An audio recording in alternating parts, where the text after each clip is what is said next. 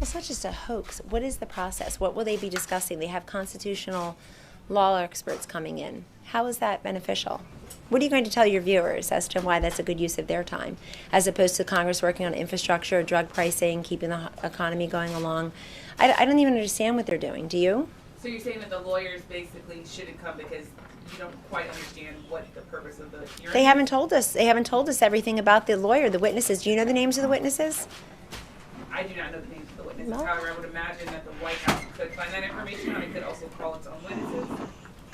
Well, I don't know if they have it in a lockbox, or Jerry Nadler is sitting on it, or the primary opponent who he's so worried about knows who they are, but we don't know who they are. So In the future, might lawyers you come? want. It depends on what the process is. But again, our White House counsel has made very clear, dating back to October 8th, that this is an unconstitutional, illegitimate process, and we stand by that. We haven't seen anything to change. In fact, we see the independents pulling away from the Democratic point of view on impeaching the president. We see these 31 Democrats in Trump-Pence districts getting earfuls when they go home from a lot of people who say, why aren't you working for us? And 21 of them are freshmen. It's very tough to get reelected after your freshman year, particularly when you're in a district like that where you're going to have the president at the top of the ticket. So they have to be more definitive about what we're doing.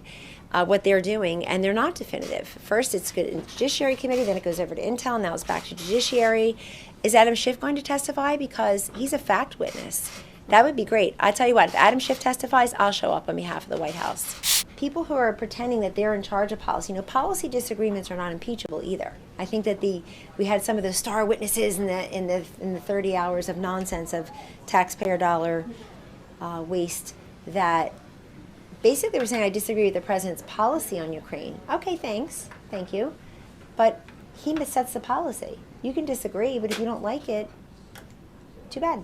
Will steps be taken, since people have now come forward to say their disagreements with the president's policies, that they are... Are you asking about specific people? Because that's how any answer will be seen. Colonel Vindman or Cooper at the Pentagon? Lieutenant Colonel Vindman. Who? Laura Cooper at the Pentagon? As far as I know, he's here at work. I don't know. I mean, last time we saw him, he was taking selfies outside with his twin brother, so the CBS camera can see, and that's where I read about it. I think I was already in the building that day.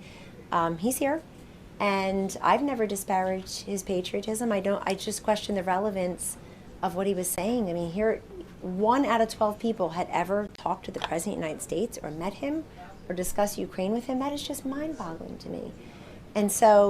And we're supposed to impeach a president for high crimes and misdemeanor for that reason. But I think personnel is policy. But the president has also made very clear he doesn't want to fill all these jobs. Part of draining the swamp is not filling jobs, with making jobs that are duplicative and wasteful and unnecessary.